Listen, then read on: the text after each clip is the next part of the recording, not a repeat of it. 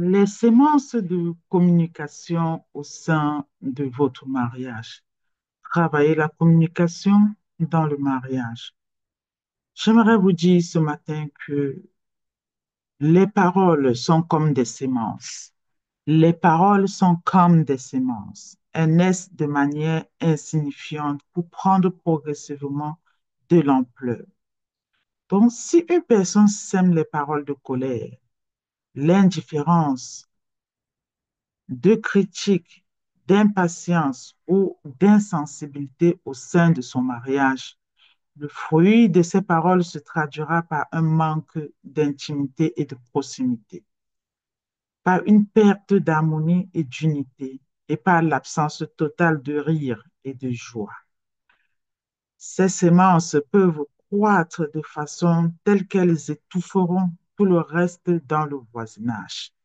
La plupart du temps, il y a parfois des hommes qui vont dire, elle ne veut plus que je la touche et inversement.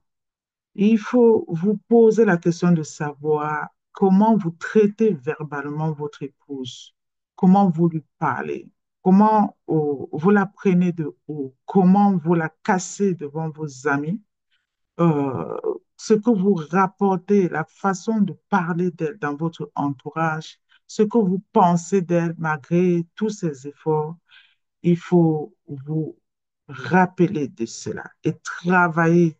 Si vous ne parvenez pas à parler correctement à votre épouse, sachez que c'est un gros problème et vous devez travailler cela. Vous devez travailler cela, sinon vous allez la perdre. J'aimerais vous dire que l'un des plus grands problèmes dans le mariage concerne le manque de communication ou la mauvaise communication. Les épouses disent, mon mari n'entend pas vraiment ce que je dis, il n'écoute pas. Les époux disent, ma femme ne comprend pas. Elles interprètent mal ce que je dis. Cela est dû au fait que les hommes et les femmes sont différents. C'est la raison pour laquelle nous nous complétons. Nous complétons en tant que mari et femme. Et je veux que vous compreniez que si un homme et une femme voient les choses différemment, il semble logique qu'ils doivent s'adresser à Dieu pour lui demander de leur montrer sa perspective à lui. Et de cette façon-là, ils peuvent voir la même chose ensemble. Dans le cadre du jardin de la relation du mariage, il y aura toujours le temps de la moisson. Ne vous y trompez pas. On ne se moque pas de Dieu. Ce qu'un homme aura sémé, il le moissonnera au sein. Et c'est dit dans Galates 6:7. Si nous n'aimons pas ce que nous moissonnons, le temps est peut-être venu de s'aimer les graines d'un autre jar. Je dis, le temps est peut-être venu de s'aimer les graines d'un autre jar. Les semences sont plantées par nos actes et principalement par nos paroles. Lorsqu'un homme et une femme ne peuvent pas bien communiquer par leurs paroles, de mauvaises choses commencent à se développer et à s'installer au cœur de leur mariage. Je me souviens d'une situation d'une femme qui était venue me voir. Elle me disait, je venais juste de remettre 500 euros à mon époux, alors que nous avons eu quelques jours après des remboursements d'impôts de 200 euros. Il m'agressait verbalement d'avoir confisqué les 200 euros. Et en aucun moment, il ne prenait la conscience de voir que je lui avais donné récemment les 500 euros. Je ne comprenais pas en fait la raison de sa colère parce que 500 euros était supérieur à 200 euros. Et ceci est venu donc installer un mal-être, installer, dégrader davantage notre couple qui était déjà étant aussi dégradé. Et je mentionne ce point pour vous montrer comment, en fait, il peut avoir un problème de communication, de compréhension, en fait, dans les relations. Et la femme me disait, et c'est ainsi que son conjoint l'avait traitée de voleuse, l'avait traitée d'arnaqueuse, l'avait traité de tous les noms. Mais en aucun moment, il ne pouvait se dire, il y a quelques jours, les 500 euros que je venais de lui donner, dedans, ça pouvait être aussi les 200 euros et complété par son propre argent, son propre argent. Et elle disait, je ne comprenais pas en fait son positionnement, je ne comprenais pas la raison de son agressivité. Donc là, c'était une parenthèse pour vous montrer en fait les discordances d'incompréhension qui peuvent naître parfois dans la communication au sein au sein en fait de la vie conjugale. Donc, je veux que vous compreniez que si des semences de mauvaises paroles ont été plantées au sein de votre mariage, et si vous voyez des mauvaises herbes en train d'étouffer votre relation, sachez que Dieu vous a donné l'outil de la prière pour les arracher. Considérez à fond ce qui semble se développer de manière démesurée en termes d'amertume, en termes de colère ou de manque de pardon et priez pour que ces choses soient arrachées et jetées au loin. Le mariage peut être merveilleux ou ressembler à l'enfer. Pour la plupart des gens, leur relation se situe quelque part entre les deux. Il ne s'est pas facile de faire une seule chair avec une autre personne, même si cette personne est celle que Dieu a créée tout particulièrement pour vous. Beaucoup de maturité est nécessaire. Pour faire une seule chair dans la vie conjugale, il faut beaucoup de maturité. Maturité dans la communication, maturité dans la compréhension. Cela dit, l'objectif n'est pas de faire grandir notre partenaire à notre ressemblance, mais de grandir ensemble à l'image de Dieu. Dieu peut donner à un homme une femme extraordinaire, mais si cet homme n'a pas la maturité nécessaire, il finira par perdre en fait. Il finira par perdre sa femme. Et j'aimerais aussi vous dire que une femme, j'aimerais dire que une femme peut avoir des manières, je dis des manières de plus en plus aussi compatibles avec son époux, sans toutefois perdre ce qui constitue son caractère unique. La femme, en fait, euh, est un être qui a la possibilité de se glisser, dont la femme s'adapte facilement. Et souvent, dans la plupart des mariages ou la plupart des couples, c'est la femme, en fait, qui font souvent tout pour rendre leur caractère compatible à à celui de l'époux. Et je veux que vous compreniez que Dieu peut donner il peut donner à chacun un caractère. Il donne même à chacun, à chaque femme, à chaque homme, des dons, des talents et des caractères uniques. Mais il est important quand vous entrez dans le mariage de travailler sur vous pour rendre vos caractères compatibles, compatibles. Le mariage n'est pas quelque chose qui force deux êtres à perdre leur individualité. C'est ce que beaucoup de personnes ne comprennent pas. Vous devez faire un pour pouvoir vivre ensemble. Vous devez faire un pour pouvoir défendre l'institution du mariage. Vous devez faire un pour pouvoir prendre les décisions communes, pour pouvoir parler d'un même son de cloche. Vous devez faire un pour pouvoir progresser ensemble. Euh, mais cela ne doit pas en fait entacher sur, je vais dire, sur la personne unique, sur la personne unique que vous êtes. Laissez-vous transformer, je dis laissez-vous même transformer par votre partenaire. Euh, que sur des positions positives. Sur des positions positives. Je vais dire quoi? Par exemple, je vais dire si vous vous êtes marié à un homme agressif, à un homme colérique, à un homme malhonnête, à un homme qui parle mal. Vous êtes marié à un homme qui ne reconnaît pas vos efforts. N'essayez pas de copier cela, en fait. Ne copiez pas cela parce que ceci va venir dénaturer votre façon d'être. Ça va venir dénaturer, je veux dire, les valeurs que vous portez. Voilà. Euh, donc, vous devez faire attention donc, à tout, à toutes ces choses-là. Mais lorsque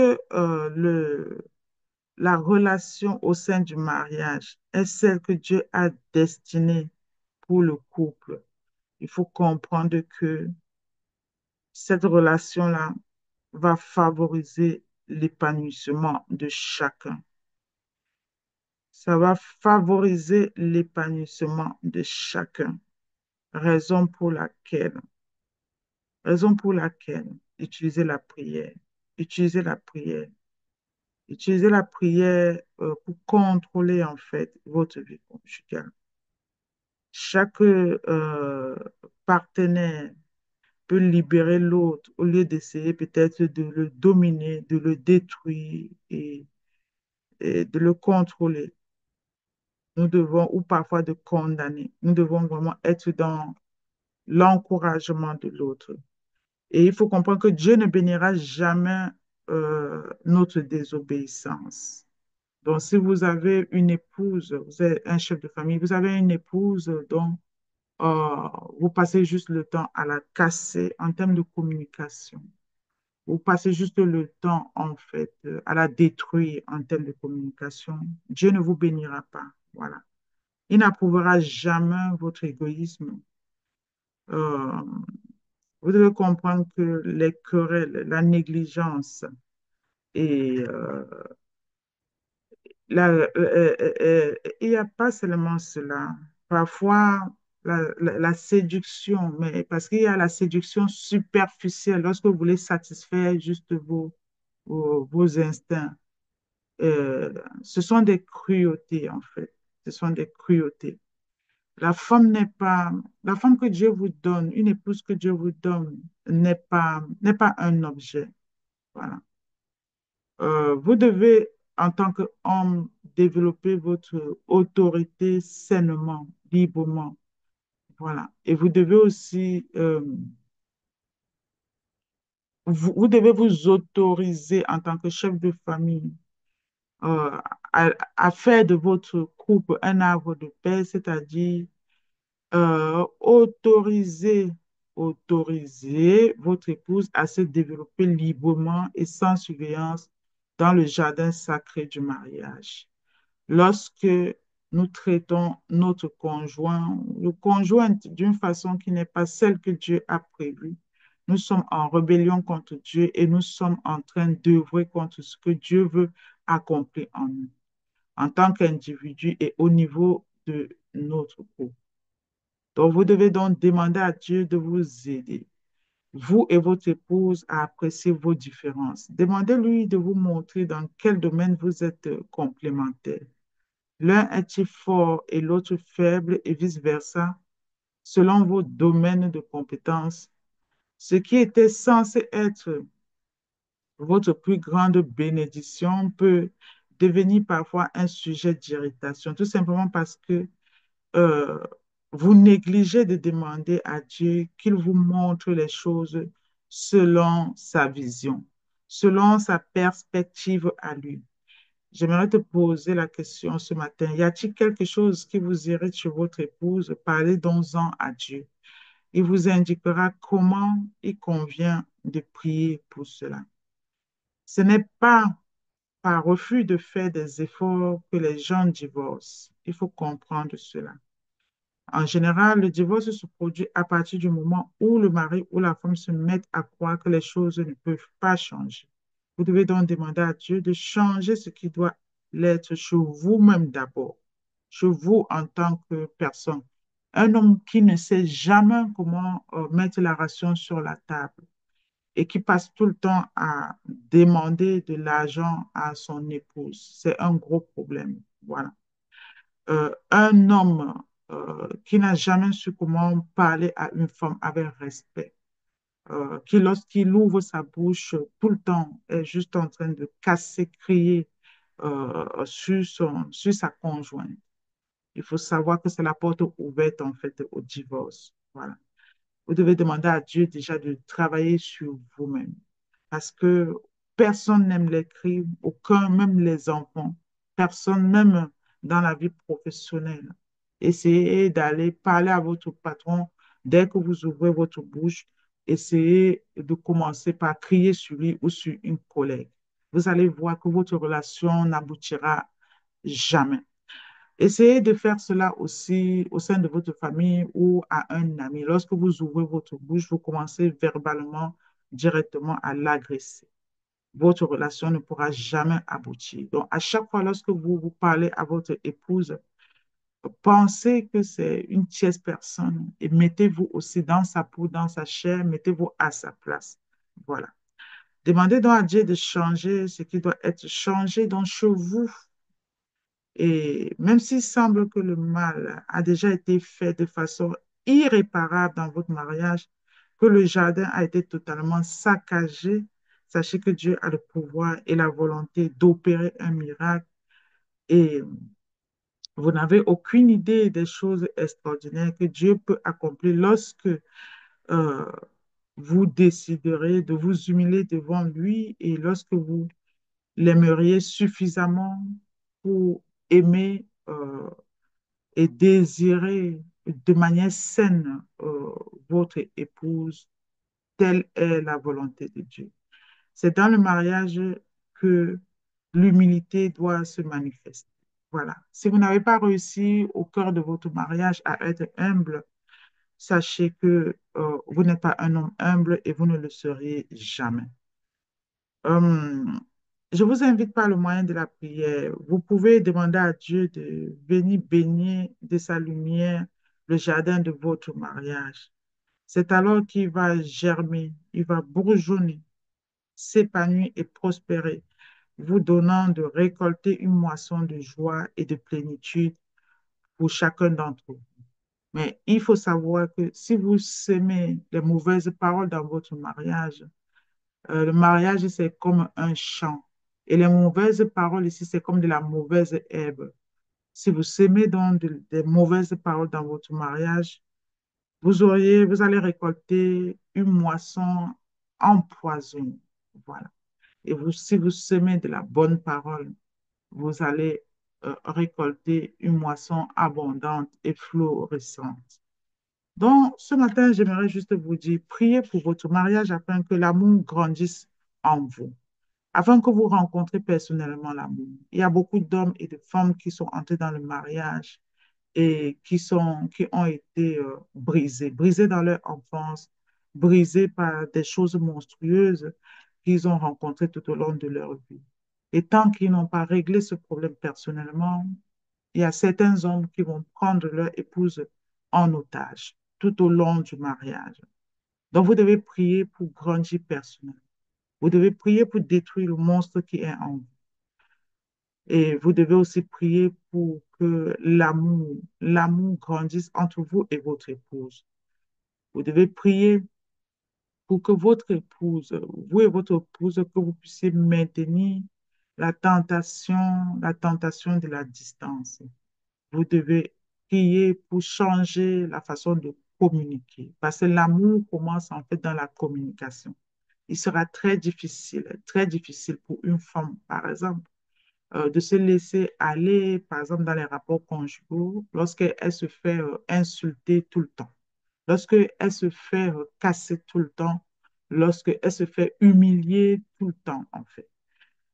Vous devez donc, en tant qu'homme, en tant que chef de famille, vous devez apprendre à avoir du respect pour votre épouse. Apprenez à avoir du respect pour la gente féminine. Un homme qui n'a pas de respect pour sa femme n'a jamais certainement connu le respect. Parce qu'un homme, normalement, qui a été élevé dans le respect, qui connaît le respect découlant même de sa maman. Les hommes qui ont des bons rapports, qui ont eu des bons rapports avec leur maman, ont beaucoup de respect pour leur épouse. Et ceux qui ne l'ont pas, dans la majorité des cas, ce sont les hommes qui ont grandi sans leur mère. Et à ce moment-là, vous devez vous dire, une fois dans votre mariage, que votre épouse n'y est pour rien, en fait. Elle n'y est pour rien et elle ne devrait en aucun cas payer le prix de votre passé. Donc, vous devez prier pour cela. Vous devez prier pour revenir en fait à l'essentiel. Vous devez prier pour apprendre à avoir du respect pour la gente féminine. Vous devez prier pour que vous puissiez l'un l'autre avoir du respect pour vous deux. Vous devez également prier pour que vous ne viviez pas deux vies séparées. Parce qu'il y a des couples, effectivement, qui vivent ensemble et qui ne sont pas ensemble, qui sont des colocataires. Vous devez prier également pour que vous soyez des amis aussi bien que des amants. Lorsqu'on est des amis, il y a une façon de parler, il y a le ton qu'on utilise pour parler à un ami. Et lorsqu'on est aussi un amant, il y a la façon d'accoster, en fait, la charmante. J'aimerais vous dire ce matin que vous devez travailler main dans la main comme une équipe, parce que le mariage, en effet, c'est une équipe. Dans une équipe, on ne se combat pas. Vous vous devez prendre la décision de bannir les divisions au sein de votre mariage. Donc, j'aimerais un peu prier avec vous ce matin. J'aimerais prier, apprendre à un homme ce matin à prier pour son mariage, pour son mariage. Seigneur mon Dieu, je prie pour que tu établisses entre moi en tant que chef de famille et mon épouse des liens d'amour qui ne puissent pas être brisés. Donne-nous de nous pardonner l'un l'autre immédiatement et intégralement. Je te remets spécifiquement tous les domaines de la vie. À ce stade, tu peux dire, cher homme qui m'écoute, le domaine sur lequel vous n'arrivez pas à émerger au sein de votre mariage. Si c'est la communication, à à cet instant, vous devez dire mon Dieu, je te remets la façon de parler, euh, la façon dont je parle mal à mon épouse. Aide-moi à travailler sur moi, ou la façon dont mon épouse me parle. Mon Dieu, mon roi, apprends-nous à ne pas nous arrêter sur les erreurs et les faiblesses de l'autre et donne-nous le sens de l'humour, de l'amour, particulièrement lorsque nous abordons des questions difficiles de la vie au sein de notre vie conjugale. Accorde-nous l'unité dans les domaines de la foi, des convictions religieuses, des standards moraux et donne-nous une confiance mutuelle.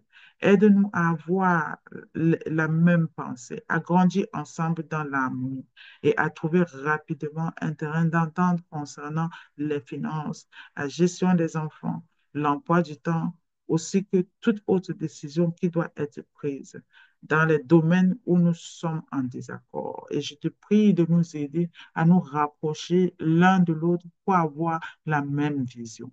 Fais en sorte que nos opinions disparaissent au profit de la tienne et donne-nous d'avoir une communication ouverte, une communication surtout honnête, afin d'éviter tout malentendu. Puissions-nous avoir la grâce d'être tolérants, tolérants l'un envers l'autre concernant nos erreurs et d'être en même temps disposés à changer. Et je prie en tant que chef de famille ce matin pour ne pas vivre deux vies séparées, même pour aller de l'avant comme une équipe soudée. Je te prie, mon Dieu, mon roi, de nous rappeler l'importance de consacrer du temps l'un pour l'autre afin que notre mariage soit une source de bonheur, une source de paix et de joie pour tous les deux. Je te prie, mon Dieu, mon roi, de nous apprendre à rechercher l'intérêt de l'autre en premier, ainsi que tu l'as ordonné dans ta parole dans 1 Corinthiens 10, 24. Nous avons ainsi prié. Je vous dis merci. Je tiens vivement à vous remercier. Vous qui êtes connectés dans les 40 jours, les 40 jours d'enseignement où nous donnons vraiment beaucoup d'astuces. Nous donnons vraiment beaucoup d'enseignements au profit des hommes. J'espère vraiment que vous avez aimé euh, cet enseignement ce matin sur la thématique de travailler la communication au sein de votre mariage. J'espère que ça vous a fait du bien.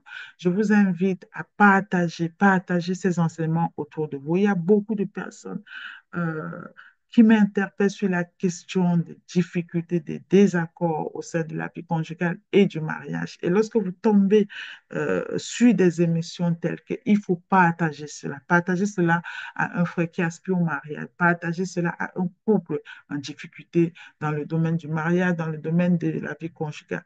Partager cela autour de vous aux couples mariés, non mariés, ceux qui sont dans le concubinage, ça va venir ici faire du bien à une famille. Et en plus, votre partage est juste gratuit. C'était votre coach conjugal, auteur, conférencière. Je vous invite à nous rejoindre sur tous nos réseaux sociaux, sur YouTube, TikTok, Facebook. Et ce matin, j'aimerais vous dire ceci, soyez fortifiés. Soyez fortifiés sur le cheminement de la vie conjugale. Que Dieu vous apporte, vous donne une part nouvelle. Soyez restaurés. Que Dieu vous apaise au travers des difficultés que vous vivez dans votre mariage. Rien n'est perdu. Cherchez la face de Dieu. Un mariage, vous ne pouvez bâtir sans Dieu. Vous ne pouvez rien faire sans Dieu et encore son institution. Vous ne pouvez pas vous en sortir tout seul sans vraiment consacrer votre mariage à Dieu. Alors, je vous dis à très bientôt. C'était votre coach Siatou. Bye bye.